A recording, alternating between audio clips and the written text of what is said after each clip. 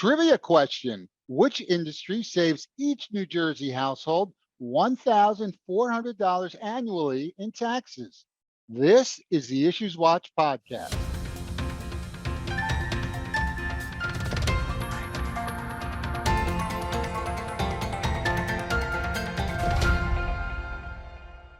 Hi, I'm Jeff Kazerman, Vice President of Government Relations at the New Jersey Society of CPAs, and welcome to the Issues Watch podcast. Everyone knows that the shore and Atlantic City are exciting spots to visit in New Jersey, but they are just the tip of the iceberg. There are so many other places stretching from the northern tip to the southern tip of New Jersey. We've got entertainment, amusements for kids, arts and culture, outdoor recreation, and much, much more. Now, all these great places to see and things to do are certainly a fun plus for out of state and in state visitors. But perhaps even more important are the economic dividends it provides.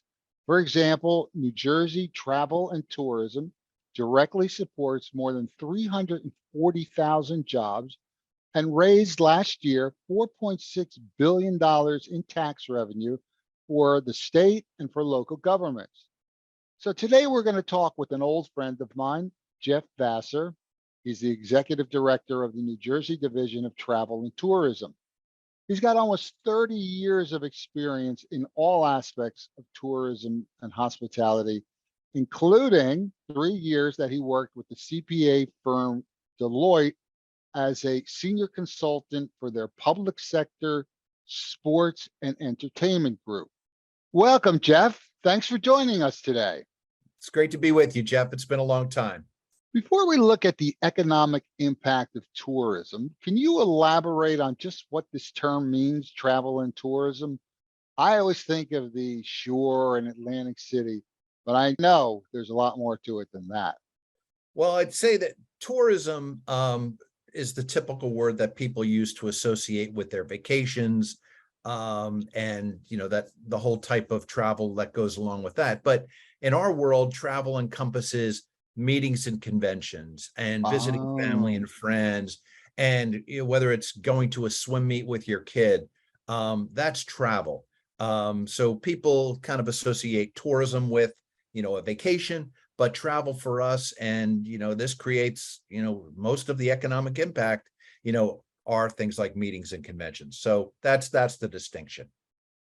Okay, so then travel is when people come here for specific events, and tourism is more like when you come here to see an attraction or stay at a place. Absolutely. And if you're going to a museum, if you're buying your attraction ticket, that's all part of it. That's all part of travel and tourism, and Okay. it supports a tremendous number of people throughout our state and throughout our country.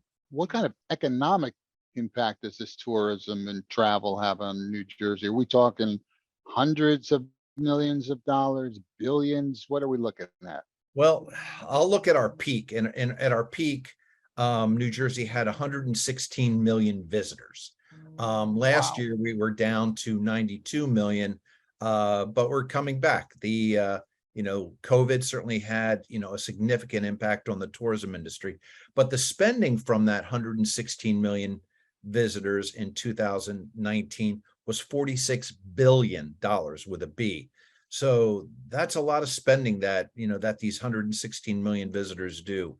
Last year, when we had 92 million visitors, the spending was 37 billion last year. So we're coming back. Spending has rebounded a little more than visitation, but we're slowly getting there. Initially, we had a goal by this year of 2023 actually of 150 million visitors. Wow. But of course, that took a big hit with COVID. So right now, 2019 was our peak, and it's significant.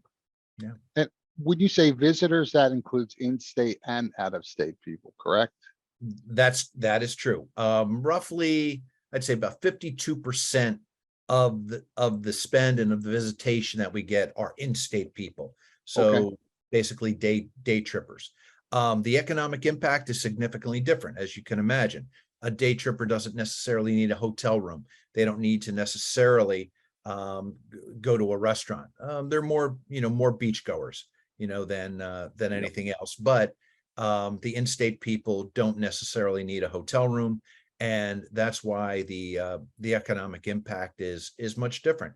And then I'll take it a step further: is an international visitor has significantly more economic impact because they tend to stay longer. So an international visitor isn't coming for a weekend necessarily. If you're flying in from Germany, you're not just staying Friday night and Saturday night. You're staying a couple of weeks, and you're going to go to New York. You're going to spend a few days in New Jersey, then maybe go down to Philadelphia and perhaps DC. So the international visitor is where we are putting a lot of our focus on this year. Yeah, I was going to stay away from mentioning the benefits of being close to New York and Philadelphia. I didn't want to promote the competition, but you are right. I didn't think of that. They do sort of sometimes stay in New Jersey and visit those places, or visit New Jersey places also. So, well, look, Jeff, I am not going to deny that our hook for the international visitor is New York City. It is the number one gateway destination. We'd be foolish to not latch on to that. And a lot of the visitors that come into Newark International Airport, Newark Liberty, their intent is to go to New York City. Our job is to market to them and say, fine, enjoy 2 or 3 days in New York City, but then come into New Jersey and see all that we have to offer that New York doesn't. To say nothing of the fact that our prices are less. Yeah. So do you have any numbers on how many people are employed by tourism and travel? Sure. New Jersey employed, our direct employment in 2019 at our peak was 343,000 direct jobs. So, and then if you add, the indirect jobs, i.e. those jobs that support the industry, people that work for linen companies that provide linen for the housekeepers to use, on the beds, that brings the number up to 430,000 people that are, working directly or indirectly in the tourism industry. That means 1 in 12 people in New Jersey are working to support the tourism industry. And right now that makes us the 6th largest industry in New Jersey by employment numbers. So we are a significant industry in this state. Wow, that's way more than I would have expected. That's great. Do you know how much in tax revenue tourism generates for the state and local governments? The tourism industry generated $37 billion in our state GDP. And our direct spending accounts for about $1,400 for every household in New Jersey. So looking at it a different way is, without tourism, every New Jersey household would spend an additional $1,400 in taxes each year.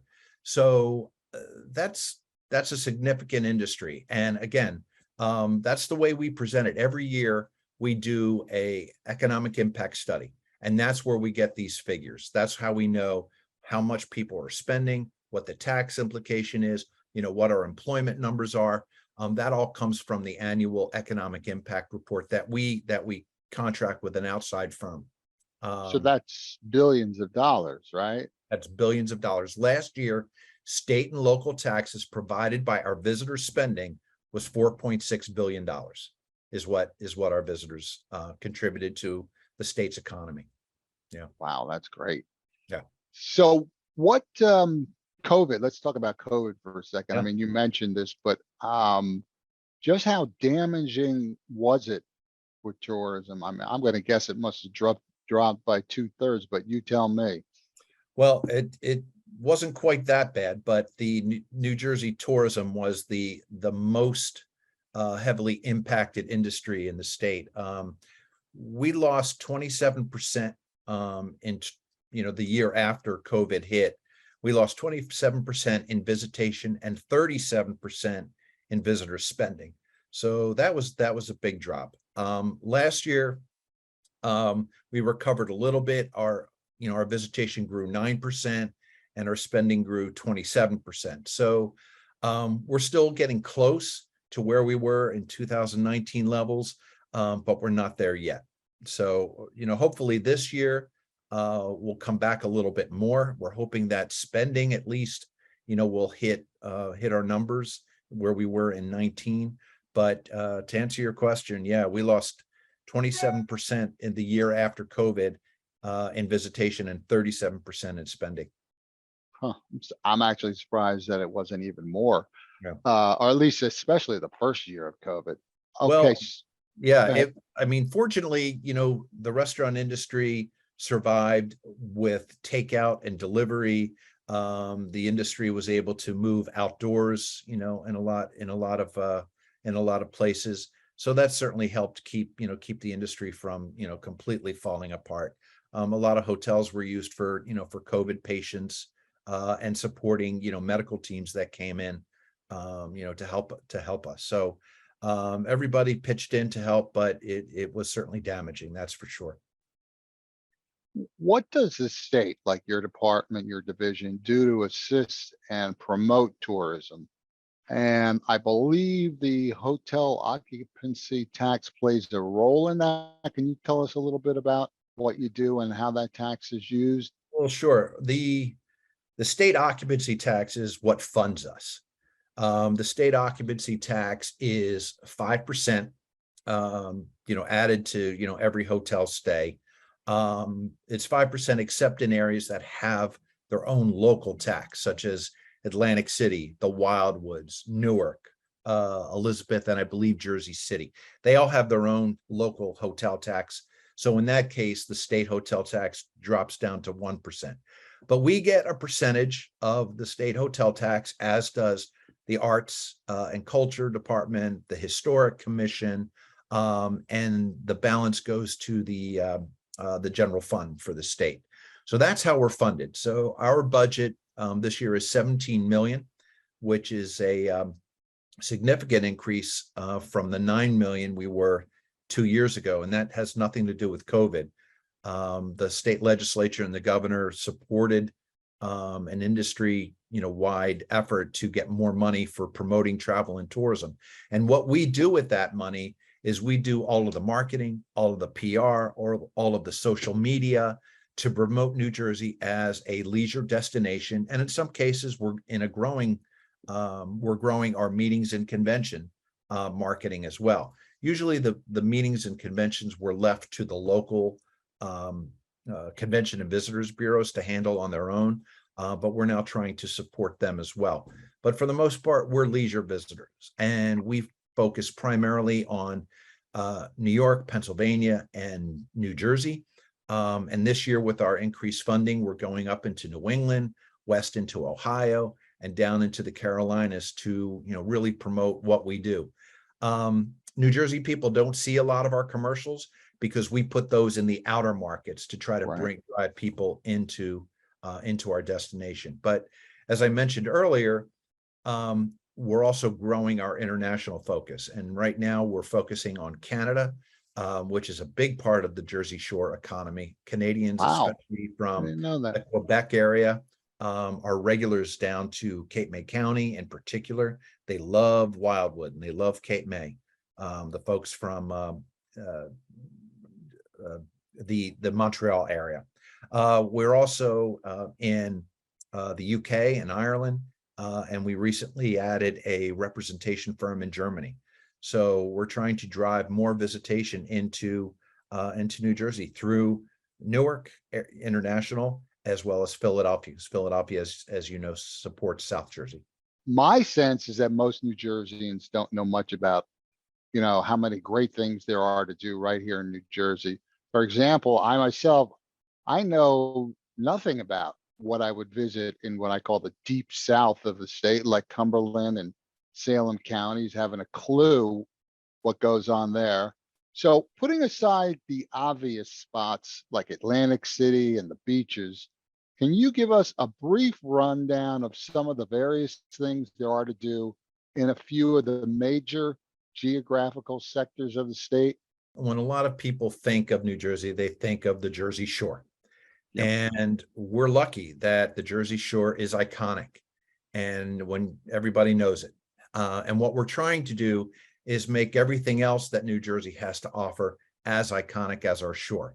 We're focusing on wineries and breweries and agritourism, talking about a lot of the farm to table restaurants that are out there that, work with their local farms and local produce, and you pick opportunities that we have in the fall, and the beautiful opportunities to go hiking up in Sussex County and skiing. People aren't aware that, we have Yeah. a beautiful ski resort up there, and Crystal Springs is one of the most beautiful hotels you'll see, with probably, for wine lovers, one of the top wine cellars that you'll find anywhere. When you talk about the Deep South, Cape May has done a wonderful job of diversifying their tourism economy. People know the beaches, but people now come to Cape May for the architecture. They come for the wineries and the breweries. And a lot of people don't realize that Cape May is one of the top birding destinations in the United States. It's ranked second among the birding community for, places to go. And the World Series of Birding is held in Cape May every year. So it's a niche Wow. market that we are working with Cape May to promote, going into those publications that those folks read, the websites that they're on. So we're doing banner ads, going back to your earlier question about what we do at the state Division of Travel and Tourism. We work with Cape May County to help them support the birding industry for that, for that reason. But again, the arts and the culture, we're trying to get the word out for that. People aren't aware of some of the great restaurants that we have to offer in this state. And, the outdoor activities that people can do outside of, going to the beach. And, one of my favorite things to do is go to a winery, go sit in the fields, such as, the scene behind me. And, it puts you in a whole different world. You don't feel like you're in the United States anymore. So people need, should get out and see what we have to offer in this great state. So there's a lot to do in such a small area. So Right. how is Atlantic City doing now? If I recall correctly, I don't know, 5, 10 years ago, it looked like, all those hotels were going out of business and it looked pretty bleak. So is that turning around? Has sports betting helped? Has competition from other states hurt now that so many other states are also offering gambling? How do things look for Atlantic City? Well, certainly internet and gambling and sports betting have been a huge help to Atlantic City. Atlantic City took, a big hit during COVID because the casino industry was shut down Yeah. for a long time. So, it's taken a while for them to get their in-person visitation back up, and they're not quite back to 2019 levels yet. But what has helped and what has, kept Atlantic City strong, has been internet gambling and sports betting. Competition has always been an issue. When Atlantic City, back in the early years, it was just Atlantic City and Las Vegas, and then Yeah. the Mohegan tribe came in and opened Foxwoods, and that certainly hurt a little bit. And then other destinations open and it hurt, but Atlantic City has always bounced back. What we have in New Jersey versus a lot of these other destinations is the ocean, the beach and the Yeah. board, the meetings and conventions. That's what keeps, a lot of people coming in the off season that, a lot of these other destinations don't necessarily have. So Atlantic City is, again, not where, it was in 2019, but it's, it is coming back, and they keep adding, new attractions and, and try to keep things fresh, because Atlantic City has always been known for reinventing itself, adding new attractions, adding new things to do. And that's how it's going to continue to grow. There's a new casino operator in town that took over Bally's, and they're making changes and upgrades. So that property is going to be new and improved, and with a new number of offerings, this year. Oh, I didn't. Who took over Bally's? Twin Rivers is the company Oh, yeah. out of Rhode Island, and they're the new operator of Bally's. So they're adding fresh blood to that property. Right. That's great. Yeah. Now here's a question about an issue that's dear to my heart. I Yep. know we have discussed this before. I have always been fascinated by the leading role that New Jersey played in the American Mm. Revolution. And Yeah. although the specialists, the wars historians, across the country, they refer to New Jersey as the cockpit of the revolution. This large role that we played in the revolution is probably the least known aspect of the state's history. As you know well, the state just made a large investment in promoting us as a Revolutionary War destination. They allocated 25 million for major improvements to our revolutionary sites.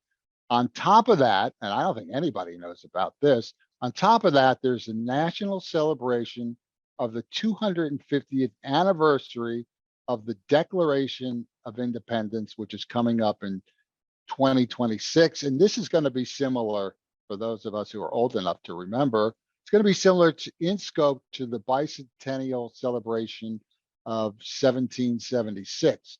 So, can you tell us a little bit about this $25 million investment and the upcoming 250th anniversary? What kind of impact do you think it might have on drawing tourists to New Jersey and generating economic activity? Well, let's see. Let's start with the tourism component. You're absolutely right. The 250th anniversary, or those that are in the business, we call it the semi-quincentennial. Yeah, Um, that's I that could never remember that, so I yeah, go with the 250th. yeah, that's it's a great opportunity for us to tell the story about New Jersey's role in the American Revolution. And you're right. Historically, pardon the pun, New Jersey has done a poor job of marketing itself as a Revolutionary War destination. As you said, actually, New Jersey has over 140 Revolutionary War sites. George Washington spent more time in New Jersey than any other state, during the time of the Revolutionary War.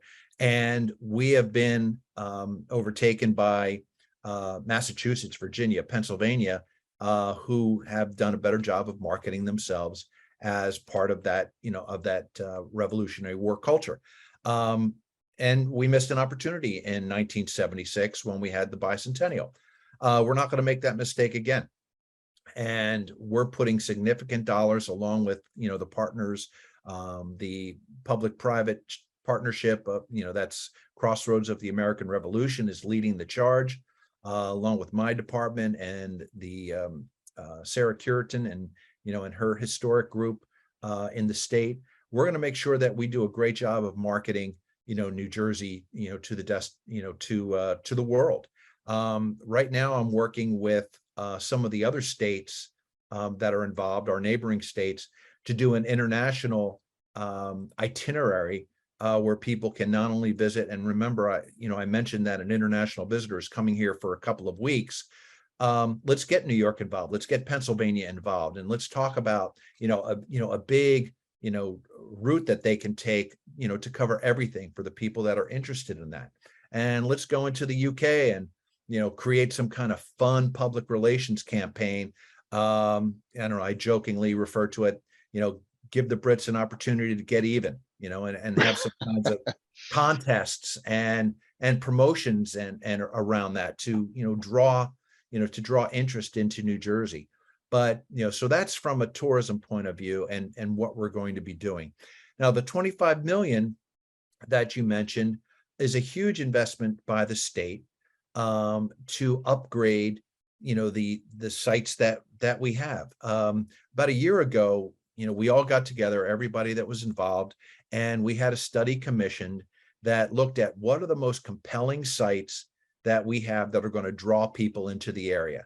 And then how can we then, connect them to, other smaller Revolutionary War assets that we have, along with restaurants and shopping and other things that people could do in the area, and create, little areas of attraction, that'll bring people into the area.